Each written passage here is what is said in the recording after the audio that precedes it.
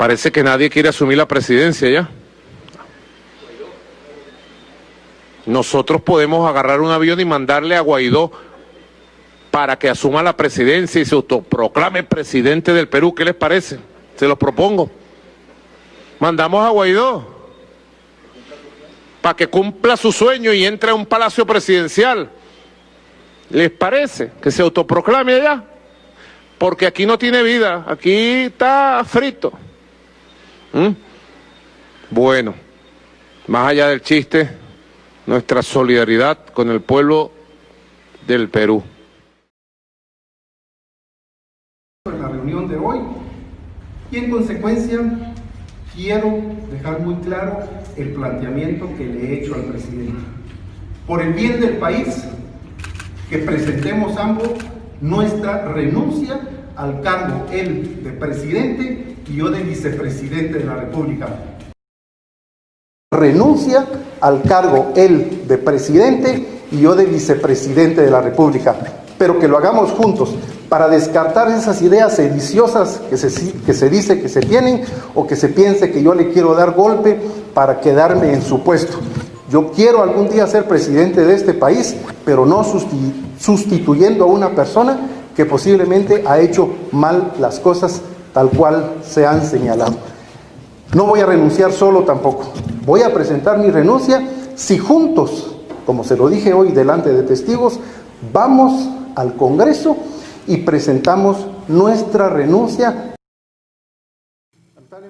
El vicepresidente de Guatemala, Guillermo Castillo, pidió este viernes al presidente Alejandro Giammattei una renuncia conjunta como ultimátum si no se modifica el rumbo del país. A través de las redes sociales, Castillo hizo un llamado a oxigenar la política y pidió el veto del recién aprobado decreto presupuestario por el gran endeudamiento que conlleva y su falta de recursos destinados a combatir la pobreza.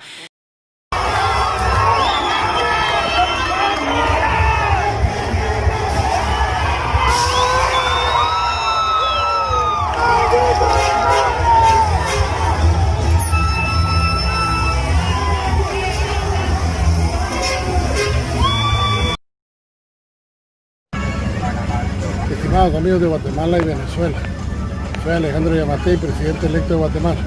No nos dejaron entrar a Venezuela, nos escoltaron hasta la puerta y nos han subido al avión. Este es un mensaje al presidente Guaidó: estamos con ustedes, aunque no nos hayan dejado entrar, nuestra voz la haremos escuchar el día de hoy en todo el continente.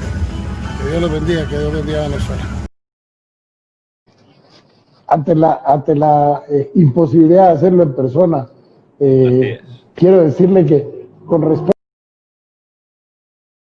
Solo anunciamos hace un mes que lo vamos a hacer el 14 de enero. Vamos a romper totalmente relaciones con la Venezuela de Maduro. Reconocemos al presidente Guaidó, eso ya lo hice. Hemos girado las órdenes al señor canciller de que la única persona que queda en la Embajada de Venezuela en Guatemala proceda a su retorno y cerramos definitivamente las relaciones con el gobierno de Venezuela. Por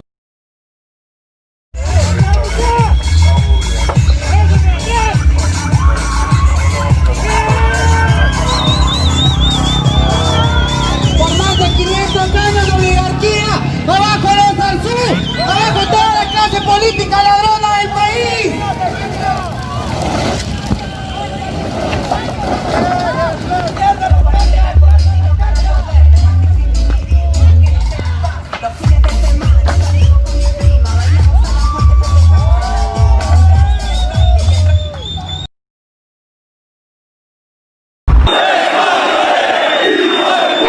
¡Váyanse al carajo, yanquis de mierda! Aquí hay un pueblo digno, yanquis de mierda. ¡Váyanse al carajo, yanquis de mierda! Te están desinformando.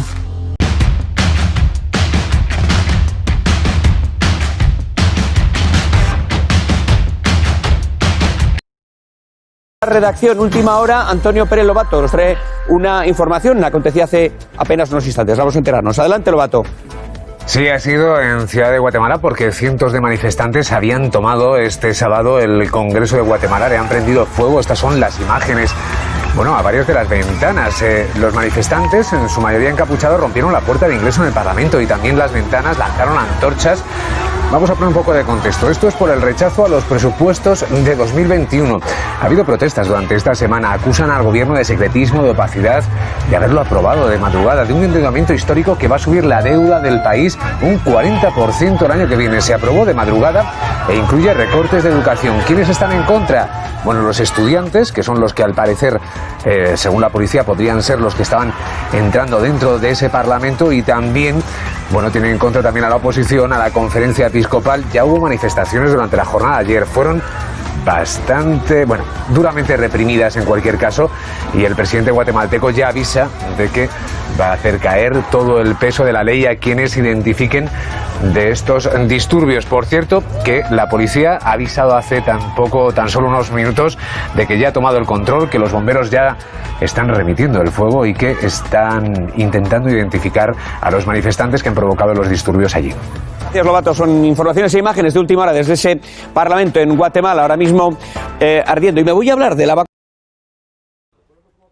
Y en Guatemala, cientos de manifestantes han asaltado y quemado la sede del Congreso. Sí, van a ver, así es como han acabado una serie de protestas contra la corrupción, el presidente del país y sus polémicos presupuestos. Hay decenas de detenidos. Al grito de fuera corruptos, miles de guatemaltecos se manifiestan por todo el país contra el presidente Alejandro Giammattei.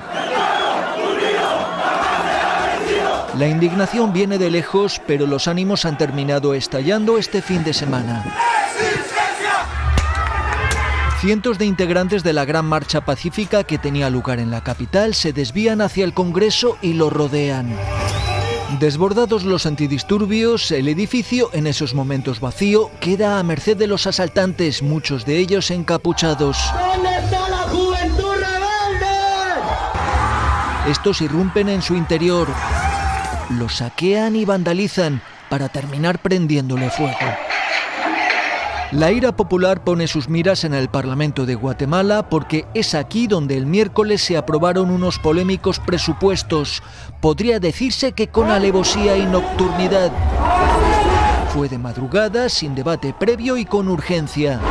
Aumentaron las partidas para dietas y vehículos de sus señorías, pero disminuyeron los gastos para la lucha contra la desnutrición infantil.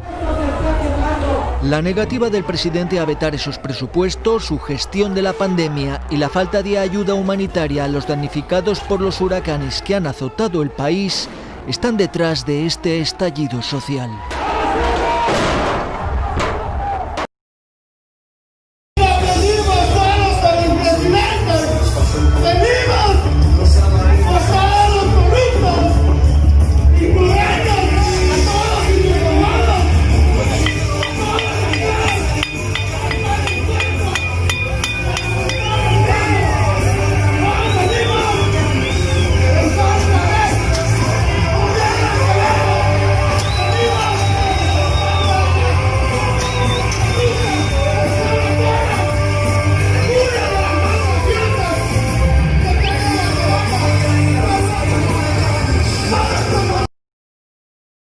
Y el vicepresidente de Guatemala, Guillermo Castillo, solicitó al Ministerio Público investigar los actos de violencia policial durante las protestas registradas en la capital para exigir la renuncia del presidente Alejandro Giammattei.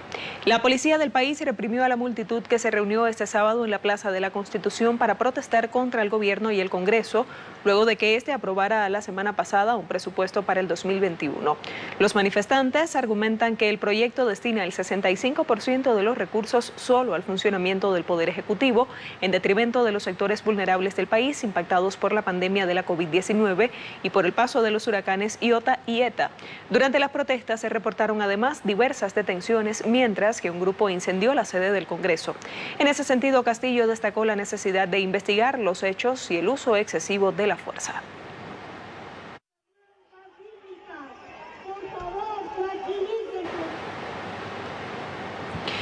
Veamos el recuento de los hechos de este sábado con nuestro corresponsal Santiago Botón. 10 de la mañana con 40 minutos. Llegan las primeras personas en la Plaza Central para protestar contra el aumento al presupuesto general del Estado para el periodo 2021. Porque si nosotros no luchamos por porque el país salga adelante. Estos políticos lo van a terminar, nos están endeudando en nuestra cara. ¿Dónde están los demás fondos? Tanto dinero perdido, tantos préstamos, ¿en qué vamos a parar? Necesitamos que estas ratas se salgan del Congreso, definitivamente. La manifestación estaba programada para las 14 horas de Guatemala. El pueblo también tenía previsto exigir la renuncia del binomio presidencial. Es el mismo grupo el que se mantiene siempre en el poder y por eso es que nosotros estamos aquí en esta oportunidad para que podamos cambiar a esta gente. Un grupo de manifestantes, principalmente estudiantes universitarios, abría paso en la avenida frente al Congreso de la República. Repentinamente, un grupo de encapuchados asaltó el inmueble y le prendió fuego.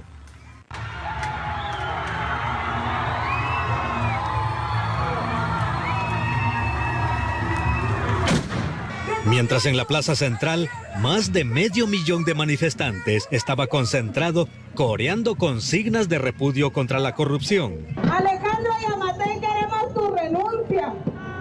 Y hoy no lo están diciendo tres pelones como lo dijo la compañera.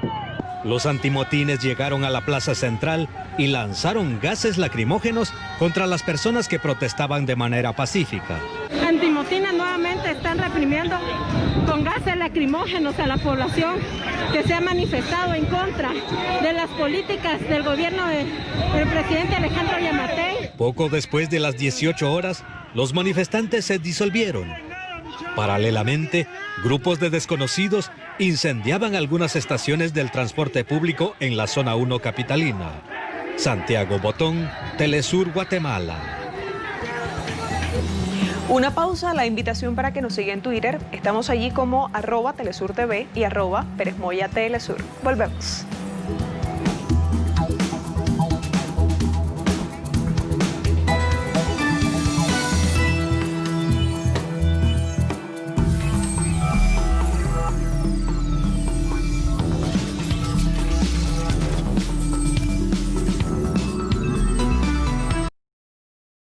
Cientos de manifestantes han tomado el Congreso de Guatemala y han prendido fuego a varias oficinas. La toma del Parlamento se ha producido después de una manifestación en la que han participado miles de personas en contra del gobierno de Yamatei. Protestan por la aprobación de los presupuestos para 2021.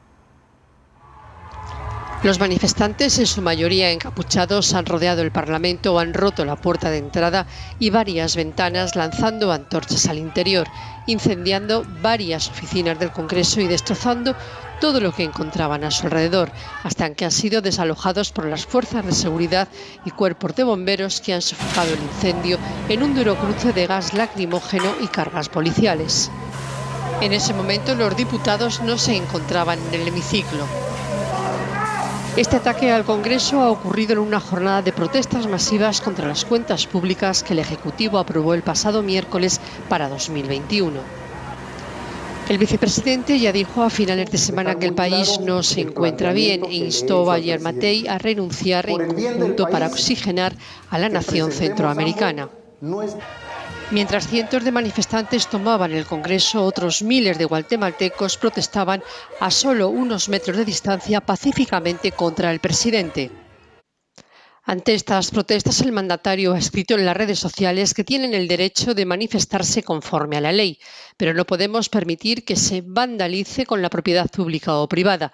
Al que se le compruebe su participación en estos hechos delictivos, les caerá todo el peso de la ley. Escuchando. Asaltan y prenden fuego al Congreso de Guatemala. Cientos de personas han lanzado antorchas a su interior, quemando varias oficinas. Los diputados no estaban en ese momento en el edificio. Fue el violento final de una manifestación pacífica contra los recortes en educación y en sanidad. La policía ha respondido con gases lacrimógenos. Hay 39 detenidos.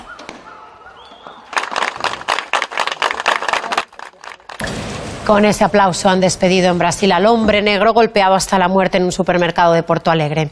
El asesinato a manos de 2 guardias de seguridad blancos ha provocado una oleada de protestas en todo el país.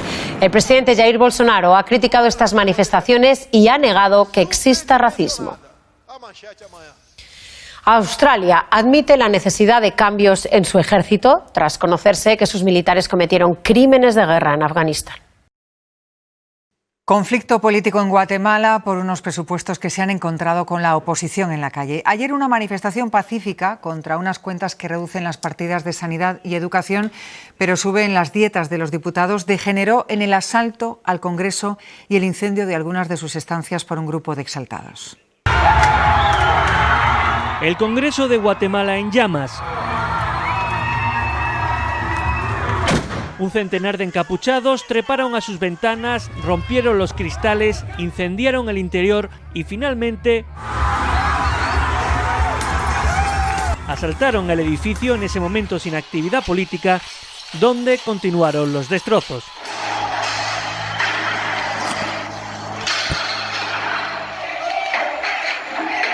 En principio sin resistencia, hasta que fueron desalojados por las fuerzas de seguridad. Un ataque que coincidió con la multitudinaria manifestación pacífica convocada en la capital en protesta por los presupuestos para 2021, que en plena pandemia reducen el gasto en sanidad y educación, pero aumentan las partidas para las élites del país, incluidas las dietas de los diputados. Unas cuentas aprobadas de forma irregular y que incluso habían llevado al número 2 del país a pedir la renuncia del presidente Jean Mattei. Por el bien del país, que presentemos ambos nuestra renuncia al cargo, él de presidente y yo de vicepresidente de la República. Las protestas, que se alargaron durante más de 5 horas, acabaron en enfrentamientos con la policía en las calles alrededor del Congreso. ¡Están tirando piedras! ¡Cuidado! Según la policía, al menos 31 personas fueron arrestadas. No, camine, por favor. No voy a caminar, porque voy a caminar, no hice nada malo. El presidente ha asegurado que no revocará los presupuestos, aunque sí ha dicho que podría estar dispuesto a estudiar algunas modificaciones. Muy buena noche, gracias por continuar con nosotros en France 24. Soy Raúl Blanco, un gusto saludarlos. Comenzamos este informativo en Guatemala, donde manifestantes tomaron este sábado la sede del Congreso y le prendieron fuego a varias oficinas hasta ser desalojados por fuerzas de seguridad y cuerpos de bomberos que apagaron el incendio. La toma del Congreso por unos minutos tuvo lugar en medio de una manifestación con el objetivo de rechazar el presupuesto para el año 2021 aprobado por el Parlamento en su mayoría oficialista y presentado por el gobierno del presidente Alejandro Giammattei. El mandatario reaccionó a la manifestación mediante un mensaje en Twitter, en el que indicó que se tiene el derecho de manifestar conforme a la ley, pero no se puede permitir que se vandalice la propiedad pública o privada. Y es que previo a estos hechos, el vicepresidente de Guatemala, Guillermo Castillo, le pidió la renuncia de manera conjunta al presidente Giammattei.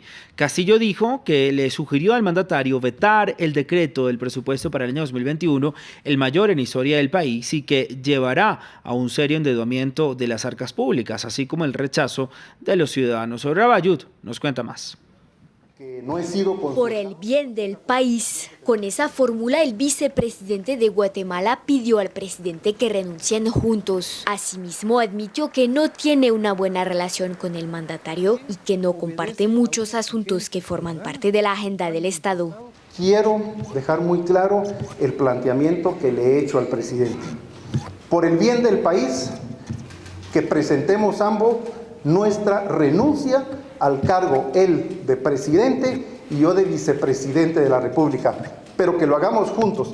La declaración de Castillo se desató luego de una oleada de protestas en redes sociales en contra de la aprobación del presupuesto del Estado 2021, avalado por el presidente Alejandro Giammattei el pasado miércoles. Este presupuesto es criticado por sumar endeudamiento y por haber sido aprobado sin discusión en el Congreso. Castillo también ha solicitado al presidente que evalúen juntos las carteras del Estado para remover a varios ministros. Minutos antes de que Castillo planteara la propuesta de disolución del actual gobierno, Giammattei había expresado su intención de mantener vigente el presupuesto aprobado.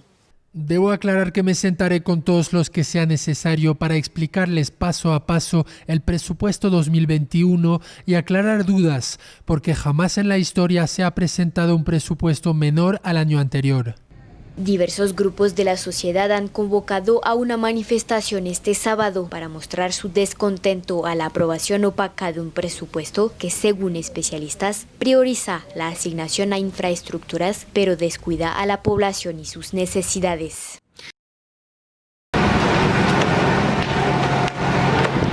Y ataque al Congreso de Guatemala en una violenta protesta contra el gobierno al que los manifestantes acusan de corrupto. El detonante de los disturbios han sido los presupuestos que consideran no atienden las necesidades sanitarias y económicas de la población, muy empobrecida por la pandemia.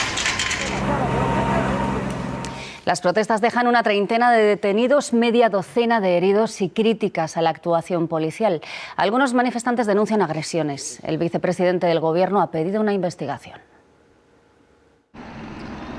Fueron dos protestas simultáneas contra el gobierno y sus presupuestos, una pacífica y multitudinaria frente a la sede del gobierno, la otra violenta y minoritaria frente al Palacio Legislativo. En esta última, encapuchados tumbaron la puerta que da acceso al interior de la sede parlamentaria, rompieron cristales e incendiaron y causaron destrozos en su interior donde no había ningún diputado. La policía detuvo a una veintena de personas y en su intento por disolver a los violentos acabó llegando al lugar donde estaban los manifestantes pacíficos. Algunos de ellos han denunciado agresiones policiales y muchos han sufrido los efectos de los gases lacrimógenos. Las protestas responden a un malestar general con la gestión del presidente Alejandro Giammattei, que se ha agudizado en la última semana con la aprobación de las cuentas públicas. En plena pandemia y con el país sufriendo los estragos de dos desastres naturales, se han aprobado los presupuestos más altos de la historia que, sin embargo, según sus críticos, no van dirigidos a atender a la población, sino a preservar los privilegios de unos pocos.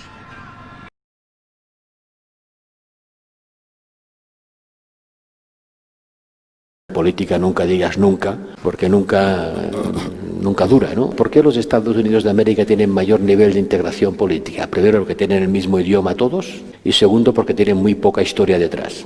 Nacieron a la independencia prácticamente sin historia. Lo único que habían hecho era matar a 4 indios, pero aparte de eso fue muy fácil. Pero ahora todos los americanos se sienten americanos y ponen la bandera en su jardín, y pobre de ti si la usas como pañuelo para quitarte los mocos. A nadie se le ocurre.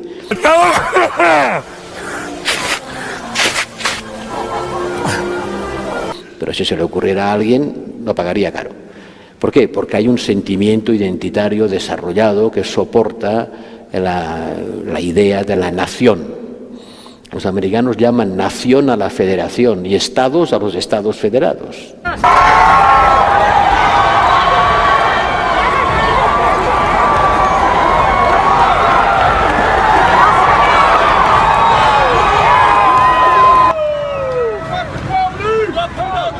A lo largo y ancho del país, con pillaje incluido, en una noche que deja también víctimas mortales por disparos, un policía en Oakland y un joven en Detroit.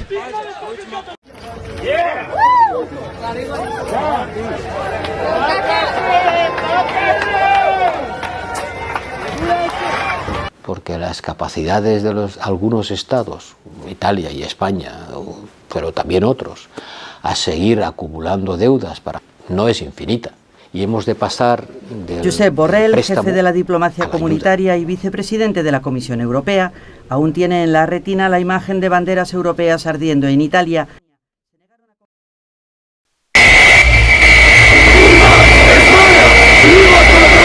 La bandera española pisoteada. En su lugar, en la fachada de...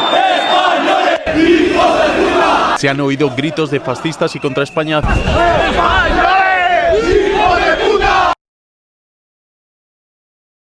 ¡Váyanse al carajo, yanquis de mierda!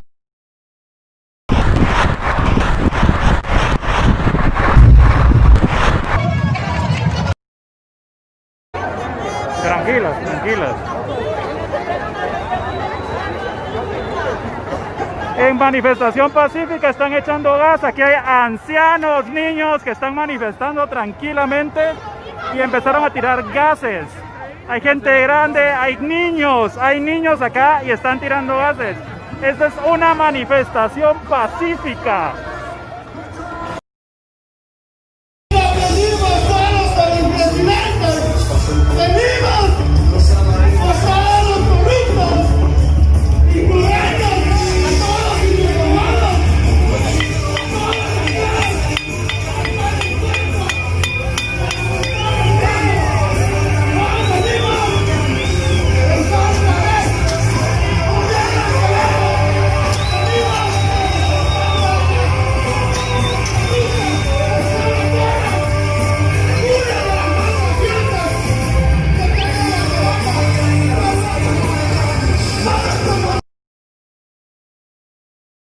Tiene inestabilidad política y social en su país y no sabe cómo atajar el problema. No se preocupe, culpe a agentes venezolanos y cubanos enviados por Maduro. La dictadura de Nicolás Maduro hace parte de una agenda global para irradiar en la región el socialismo del siglo XXI. Subieron los precios de la gasolina o servicios básicos de un día para otro y no entiende por qué la gente se lanzó a protestar.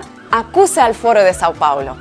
El Foro de Sao Paulo tiene no solamente la responsabilidad mayor cuando busca promover gobiernos autoritarios en contra de las democracias liberales.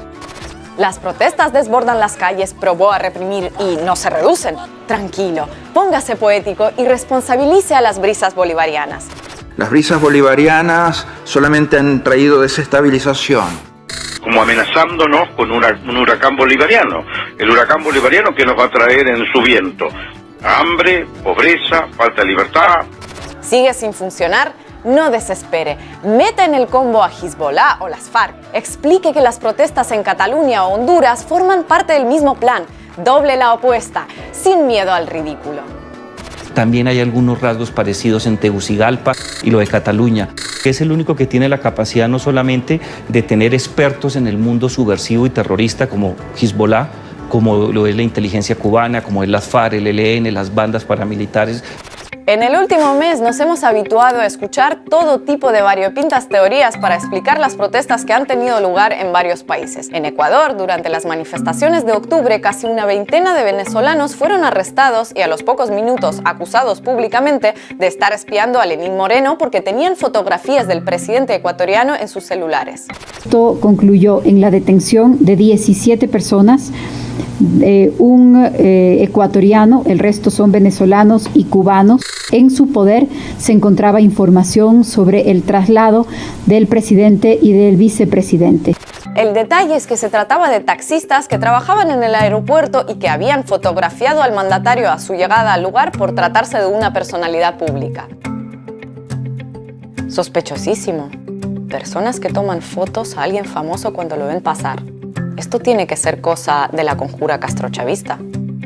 El diario La Tercera tuvo que pedir disculpas en estos días por informar que venezolanos y cubanos habían estado involucrados en la quema de estaciones del Metro de Santiago durante las protestas en Chile. ¿Cuál fue su fuente? Los servicios de inteligencia chilenos.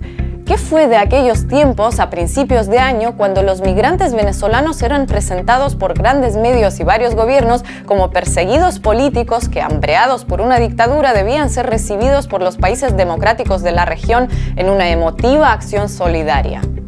Estamos ampliando el permiso temporal de permanencia residencial de nuestros hermanos venezolanos.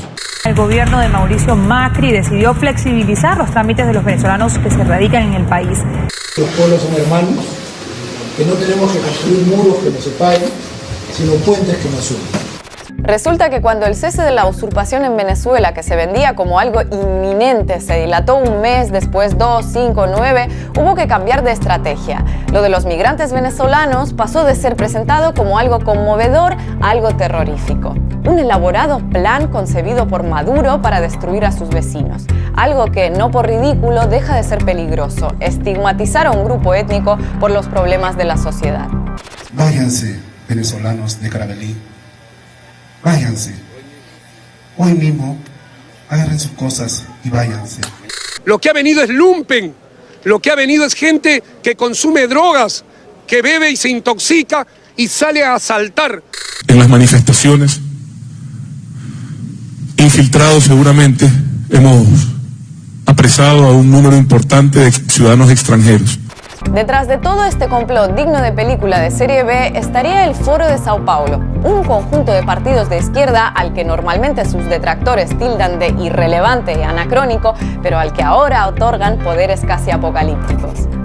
Está desde luego el Foro de Sao Paulo, como lo ha aceptado públicamente el señor Nicolás Maduro o el señor Diosdado Cabello. La intervención del Foro de Sao Paulo se ve en la violencia que se utilizó. La puesta al día del Foro de San Pablo, y que son una manga de hijos de puta, zurdos de mierda que quieren establecer, digamos, la Unión Soviética hispana. Pero dejemos por un momento la conspiranoia y intentemos analizar los sucesos que sacuden a América Latina en un plano racional.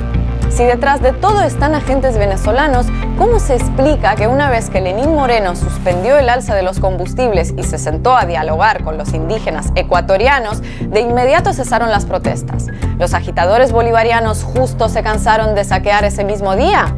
Si detrás de todo está el Foro de Sao Paulo, ¿cómo se explica que 1 millón de personas marcharan en Santiago de Chile? ¿Fueron sugestionados telepáticamente por un grupo de intelectuales barbudos reunidos en Caracas? ¿Por qué algunos jefes de Estado, ministros, diplomáticos y periodistas recurren a teorías que parecen sacadas de un foro sobre Illuminatis que implantan chips en el Área 51? ¿No es más fácil decantarse por la explicación más sencilla y lógica? Ninguna duda que los movimientos que impulsan esos ejercicios violentos en Ecuador, en Chile, tienen que ver con acciones que vienen de Cuba y de Venezuela directamente. Lo que hay es un tufillo cubano dando vuelta. La migración y las alianzas transcontinentales son parte de la estrategia. No, por lo visto no. Porque para varios gobiernos y medios latinoamericanos que han hecho de las brisas bolivarianas su razón de ser política y mediática, desde incluso antes de que se llamaran así, es preferible exponerse a la incredulidad y la burla antes que admitir que en sus propios países, en la región en general, existen otros problemas graves, además de los que enfrenta Venezuela. Bueno amigos, como ven, las brisas bolivarianas llegaron hasta estas latitudes, incluso imagínense el poder. Así que a ver si las brisas en conjunto con el ejército de bots y trolls que son ustedes nos ayudan a llegar a 100.000 seguidores en breve. Suscríbanse y activen la campanita, que vamos a tener mucho contenido interesante. Desde aquí envío, desde el Palacio de Miraflores, nuestro saludo solidario con el pueblo del Perú, con la juventud del Perú, que en las calles está luchando por democracia verdadera, por sus derechos sociales, por sus derechos económicos, por sus derechos humanos. Todo nuestro apoyo al pueblo del Perú en este momento histórico de despertar, buscando un nuevo tiempo. Ahí está el pueblo del Perú. Tengo que decir, esta crisis del Perú tiene por lo menos 30 años. Es una crisis de legitimidad del sistema político de la democracia burguesa y oligárquica peruana. Desde la época de Fujimori, cuando el Fujimorazo, ya ese pueblo odiaba al Congreso, a los congresistas y a los partidos de la oligarquía. Desde esa época vino una crisis arrastrada y la derecha siempre ha sabido colocar un candidato para engañar al pueblo del Perú. Colocan un candidato y engañan al pueblo del Perú. Y el pueblo del Perú vota por ese candidato. Y al año el candidato está sirviendo a la corrupción, le está sirviendo a los grupos económicos. Así ha sido toda la década de los 90. Así ha sido durante estos 20 años del siglo XXI. Pero el pueblo peruano, lo que vemos desde aquí, el pueblo peruano está despertando en rebeldía, en valentía. Salió a las calles a oponerse a la última maniobra de la oligarquía. Sacaron a Vizcarra, creo que se llamaba Vizcaya, y salieron a decir, no es por Vizcarra, Vizcaya, ¿cómo que se llama? Vizcarra, no es por Vizcarra, es por el Perú. Lo que vemos desde aquí, el pueblo peruano está despertando en rebeldía, en valentía. Salió a las calles a oponerse a la última maniobra de la oligarquía. Sacaron a Vizcarra, creo que se llamaba Vizcaya, y salieron a decir, no es por Vizcaya, ¿cómo que se llama? Vizcarra, no es por Vizcarra, es por el Perú. Luego el otro día salieron a decir, fuera Merino, un tipo que se autoproclamó presidente del Perú. Nadie lo eligió. Una maniobra ahí de las oligarquías, de los grupos económicos, que son los que están detrás, de los dueños de los medios de comunicación, que están detrás de todas las maniobras en el poder en Perú. Así es. Y ahora el tal Merino renunció hoy. Yo me pregunto, ¿dónde está el Grupo de Lima que no apoya al pueblo de Lima? ¿Dónde está el Grupo de Lima que no dice nada por los derechos humanos del pueblo del Perú? ¿Dónde está el Grupo de Lima? Ah, Ernesto, ¿dónde está el Grupo de Lima? Que se disuelve el poder en Lima. ¿Dónde está el Grupo de Lima? ¿Por qué se quedan callados el Grupo de Lima? Estaba viendo en el reportaje, no sé, estos datos que dieron en el reportaje, una organización de derechos humanos del Perú, 2 asesinados y 40 desaparecidos, dice la Organización de Derechos Humanos del Perú. ¿Dónde está el Grupo de Lima? ¿Ah? Ahora el pueblo del Perú está en las calles, después de la renuncia del tal Merino, con la consigna que se vayan todos, que se vayan todos, que se vayan todos. Grita el pueblo del Perú desde las calles.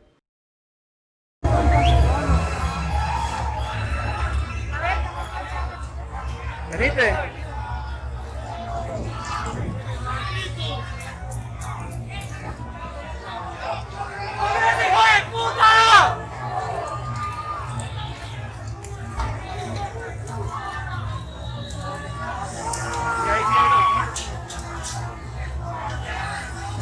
¿Qué es lo que esa mierda?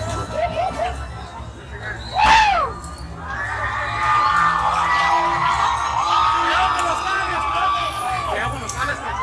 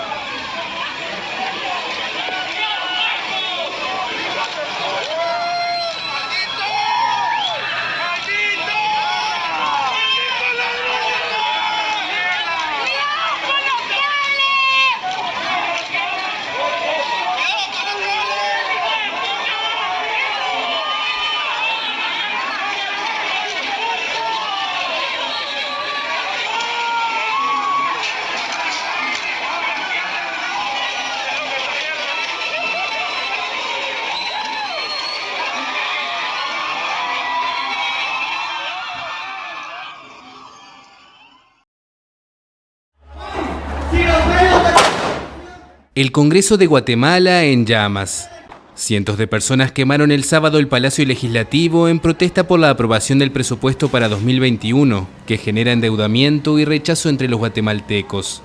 Los manifestantes exigen la renuncia del presidente Alejandro Yamatei por avalar el monto total de casi 13.000 millones de dólares, lo que lo convierte en el mayor presupuesto en la historia del país. La mayoría de los fondos aprobados están dirigidos a infraestructura con empresarios y deja de lado el combate a la pobreza y desnutrición infantil que afecta a casi la mitad de los niños menores de 5 años. Varias entidades económicas y analistas advierten además que es un riesgo que un tercio del presupuesto sea financiado por deuda como se propone. Adicionalmente, el Congreso aprobó préstamos por más de 3.800 millones de dólares para atender la pandemia por el nuevo coronavirus, aunque solo se ha invertido menos del 15% de esos recursos. El viernes, el propio vicepresidente Guillermo Castillo pidió a Yamatei que renuncien juntos por el bien del país. Nuestra renuncia al cargo, él de presidente y yo de vicepresidente de la República.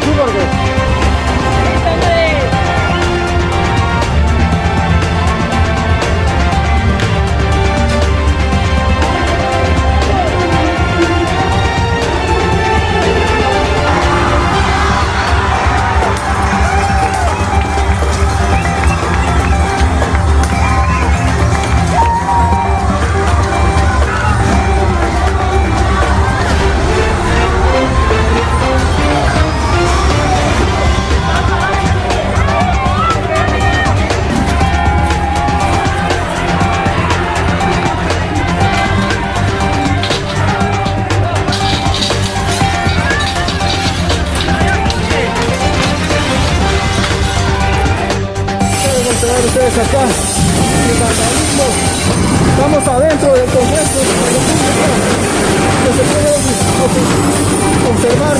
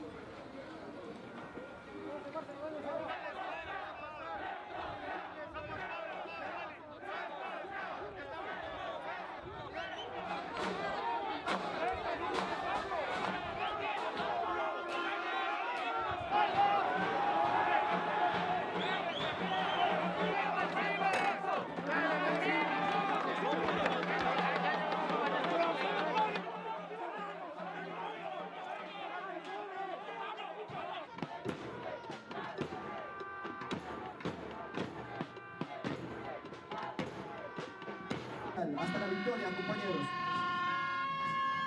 ¡Que viva Guatemala!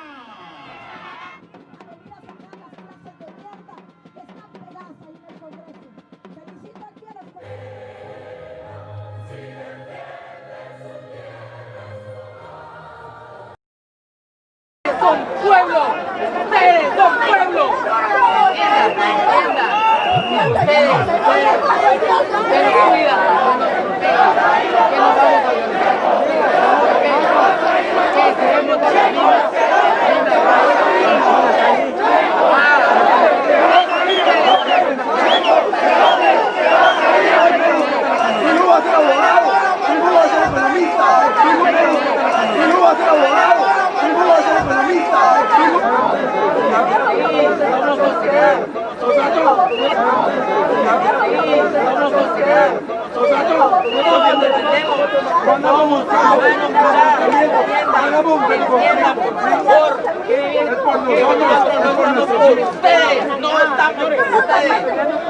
Estamos peleando por ustedes y por el pueblo.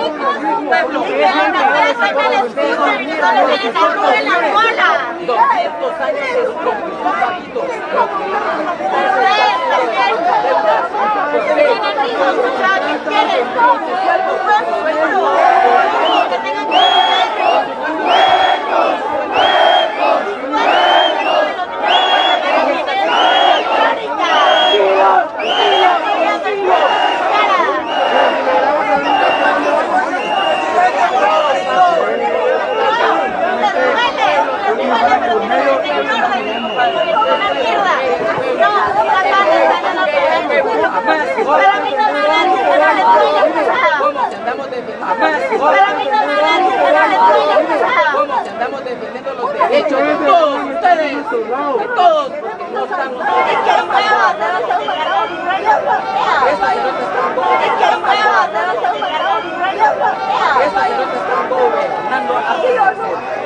Nosotros somos un pueblo y por qué atacarnos. ¿Por qué?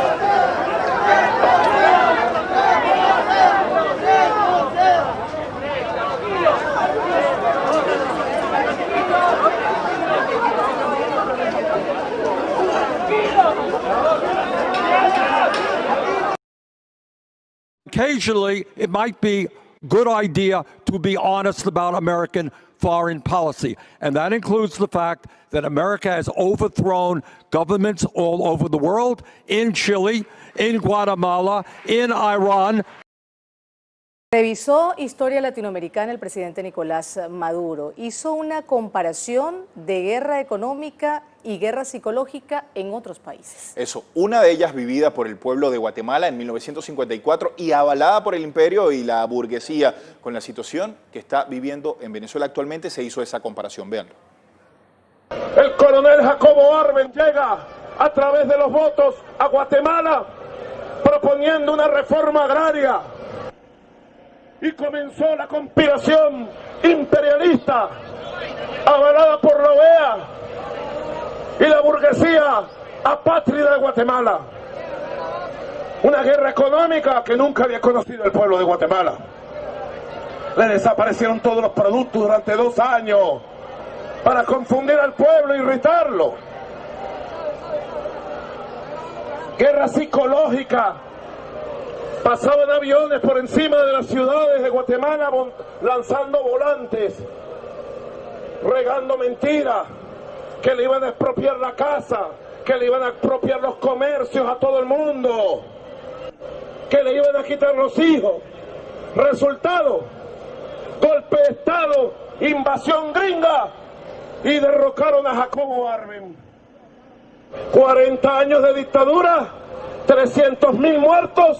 Y 50 años después sale el Departamento de Estado desclasificando documentos diciendo que cometieron un error, que Jacobo Arbenz no era comunista y que fue un error haber sometido a ese pueblo a una guerra y una invasión. El presidente peruano Martín Vizcarra anunció ante el Congreso que el Congreso lo destituyó de sus funciones. Entiendo. ¿Y cómo se llama el nuevo? El presidente peruano Manuel Merino juramentó al que será su gabinete. Que acaba de renunciar. ¿Y cuánto tiempo llevaba en el cargo? Bien, ahí vamos, una vez más. El presidente peruano... que no saben si será presidente o presidenta, que lo están decidiendo. Bueno, pues hasta que lo decidan, me voy, que no hay mucho que decir. ¿Cómo ven hacer un video sobre la situación política y social que vive el Perú que no esté lleno de parches y enmiendas añadidas a medio camino? Se volvió todo un desafío. Pero en este canal nacimos para los desafíos, así que atentos, que ahí les va.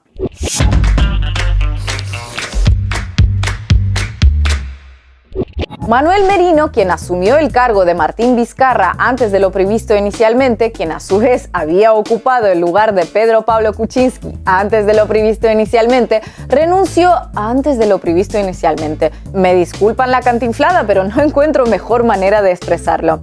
En nuestro anterior video sobre este tema vaticinamos lo que sucedería con asombrosa precisión, pero algunos creyeron que era solo un chiste. Bueno, para ser sinceros, al principio así lo creíamos nosotros también. Perú estrenó nuevo presidente esta semana. No importa cuándo vean este video. Para profundizar en el contexto histórico, la fragmentación partidista y el sistema de gobierno peruano, les recomiendo que vean ese video completo. En este nos vamos a ocupar de los hechos más recientes y de lo que pueda ocurrir próximamente. Tras 5 días de intensas protestas y una represión policial que dejó 2 manifestantes muertos, Manuel Merino renunció a su cargo. El efímero mandatario que para unos asumió la presidencia siguiendo el mandato constitucional y para otros consumó un golpe de Estado, pronto quedó más solo que congresista peruano en el Día del Amigo. De inicio, su bienvenida no pudo ser más tibia. Los países de la región guardaron silencio. Que vacaron a Vizcarra y asumió un tal Merino. Sí, Merino, como sea. La OEA también se mostró indiferente y en sus comunicados al respecto aclararon que ellos no se inmiscuyen en los asuntos internos de los países. No se rían, que en serio dijeron eso. En los medios regionales, poca definición y en los del Perú, división de opiniones. El Congreso peruano se disponía a seguir trabajando con cierta normalidad institucional, aunque sin mucho entusiasmo, y Merino nombró su primer gabinete ministerial. Pero según fueron pasando los días y las protestas y la represión se extendían, de la tibieza inicial se pasó al frío más gélido. La OEA, aunque fuera con un soso retuit de Almagro, se desmarcó de la represión policial. Algunos presidentes latinoamericanos, ya con Merino tambaleándose, eso sí, salieron a decir que no lo reconocían. Los congresistas peruanos que votaron cesar a Vizcarra en el Congreso, desde entonces se afanan en aclarar que ellos nunca buscaron poner a Merino en la presidencia, sino retirar a Vizcarra por sus presuntos actos corruptos. Movimientos sociales y sindicales e incluso buena parte del sector empresarial le mostraron la puerta de salida. Hasta el mismísimo primer gabinete ministerial nombrado por Merino lo despreció con una serie de renuncias en cadena. También el vicepresidente del Congreso, el mismo que le colocó la banda presidencial unos días antes. En fin, que faltó poco para ver a Merino nombrando a alguien en algún cargo y que éste le replicara con un "usted no es mi presidente". Pero cuidado, porque al mismo tiempo los que protestan en las calles contra la asunción de Merino no se cansan de aclarar que no están defendiendo a Vizcarra. Entonces pareciera que el sentir de la mayoría de la gente es como el de quien está terminando de asumir un divorcio y de repente se encuentra con un matrimonio forzoso arreglado por la familia. Y esperen, porque el melodrama va a más. Tras la renuncia de Merino, la designación de una nueva mesa directiva cuya cabeza ocuparía la presidencia peruana corresponde al Congreso.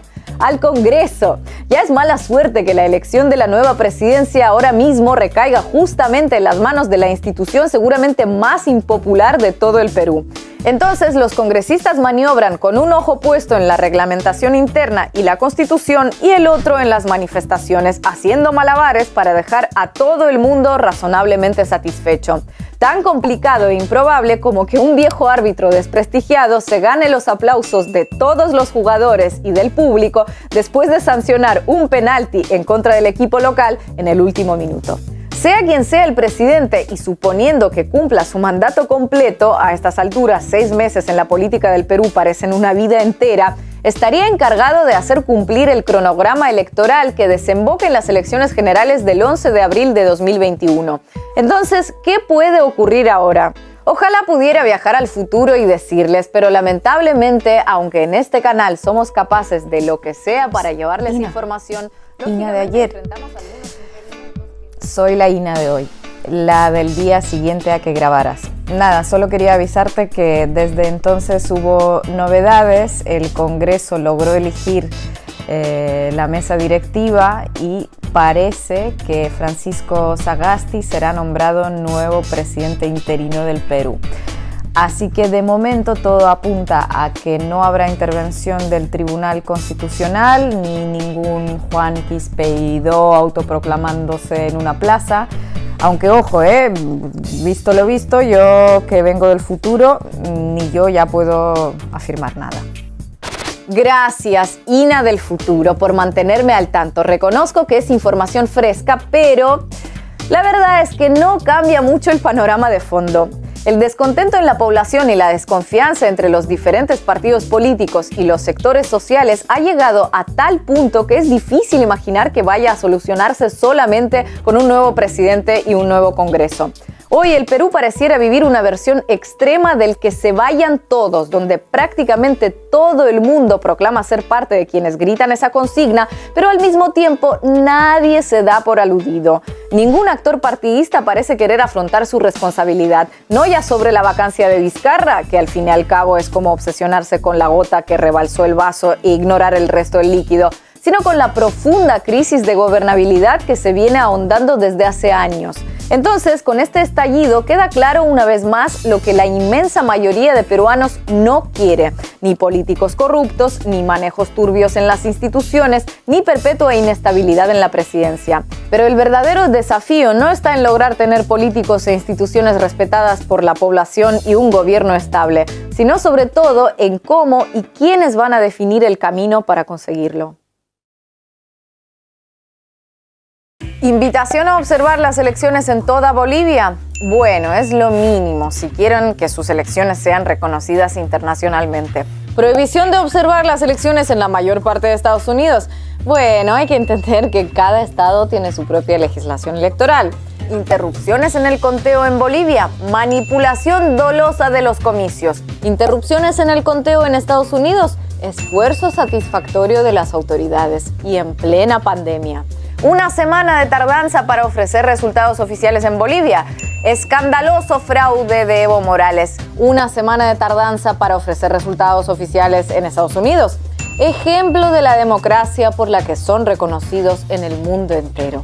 Si el informe de la OEA sobre las elecciones en Bolivia en 2019 les pareció un escándalo, esperen a que lo comparemos con el que acaban de sacar sobre las elecciones en Estados Unidos. Y busquen dónde sentarse para no caerse de la impresión. Ahí les va.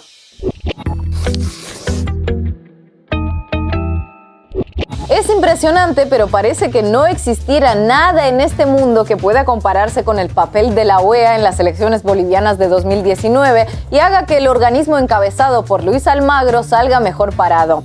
Si hace unas semanas comparábamos entre los comicios bolivianos de 2019 y 2020, esta vez decidimos hacerlo con las elecciones estadounidenses del 3 de noviembre. Y quedan todavía en peor lugar. Así que preparen sus palomitas de maíz o sus medicamentos contra las náuseas según se lo vayan a tomar y vamos allá.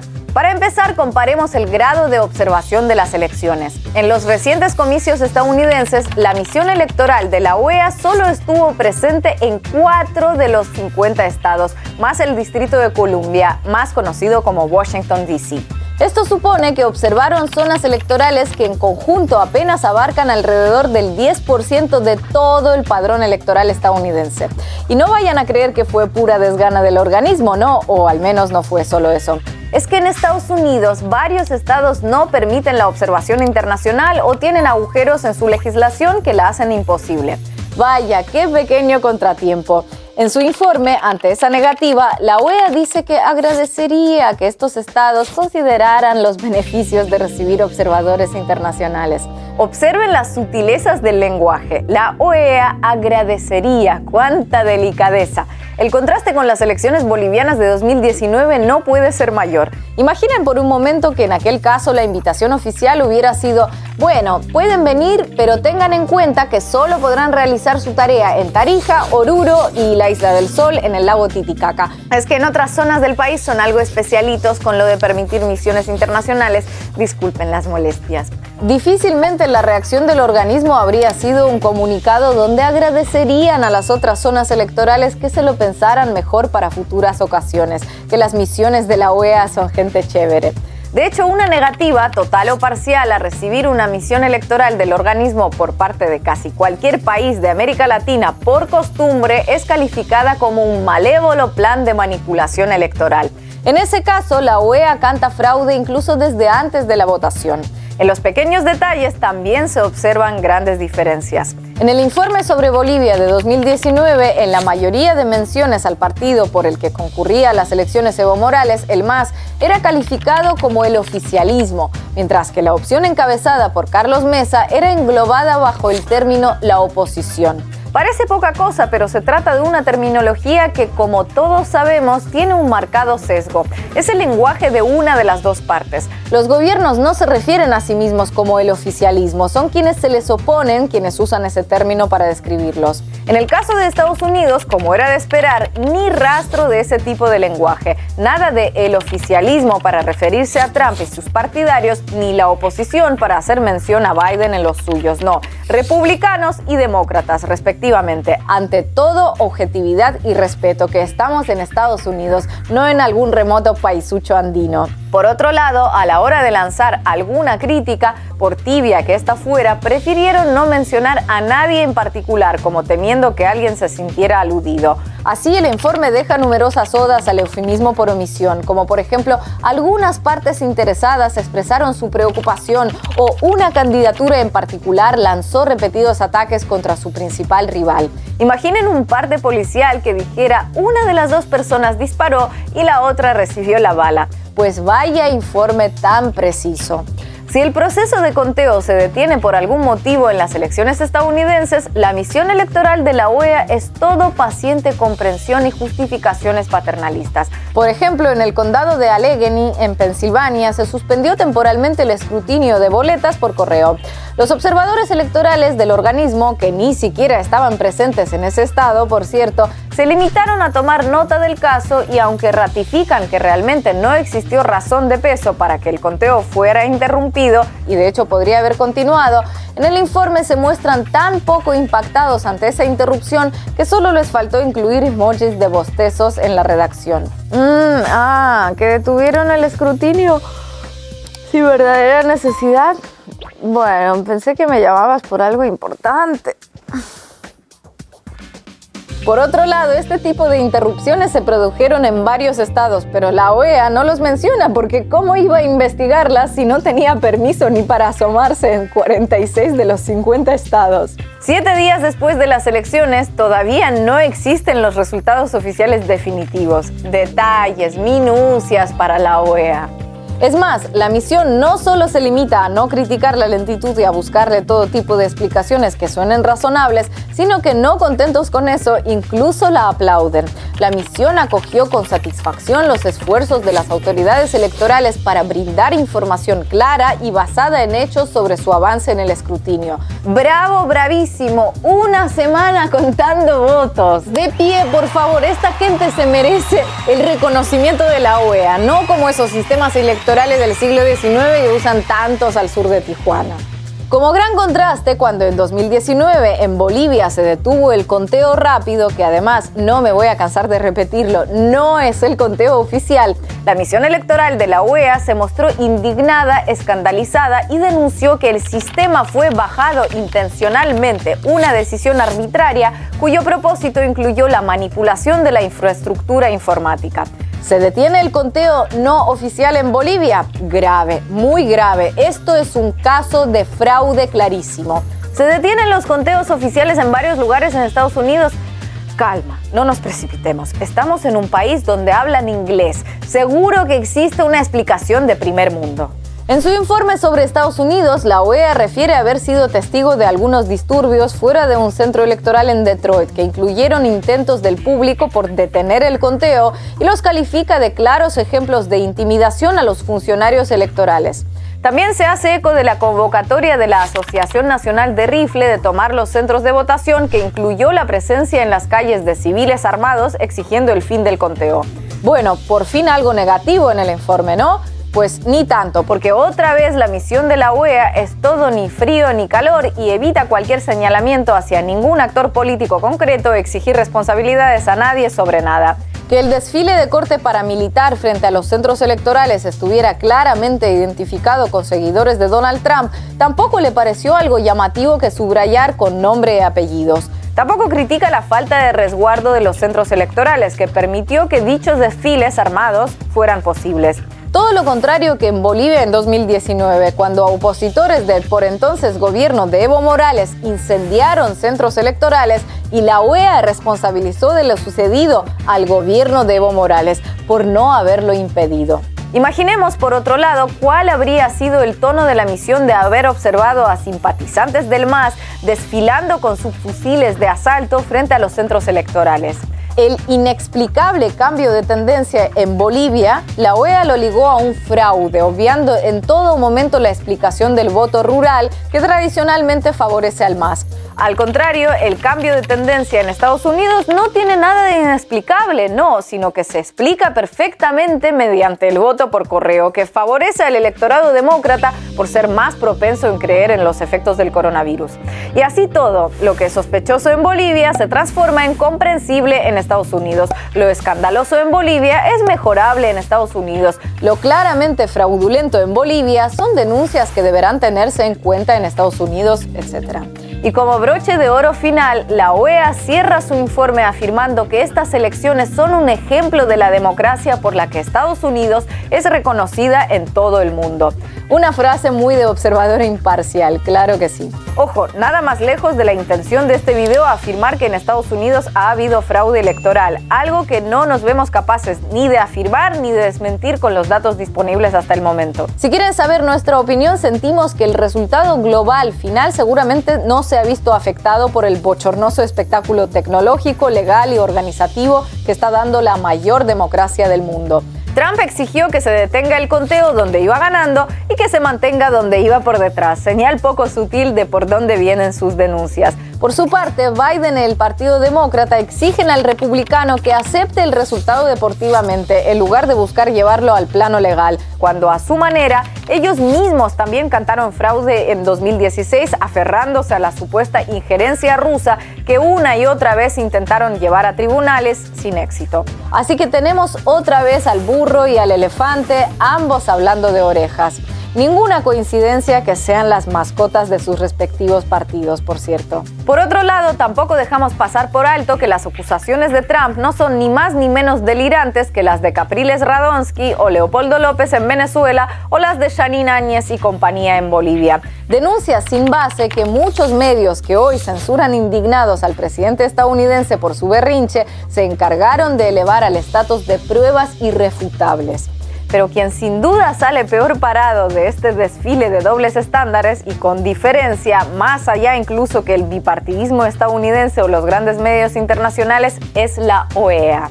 Y no porque ahora no se apresure a denunciar fraude en Estados Unidos como hizo en 2019 con Bolivia, ni siquiera porque no aplicara en Bolivia la misma paciencia y comprensión que aplica hoy en Estados Unidos, sino sobre todo porque alguien que se muestra completamente incapaz de aplicar un mismo criterio en todos los casos no debería volver a ejercer de árbitro.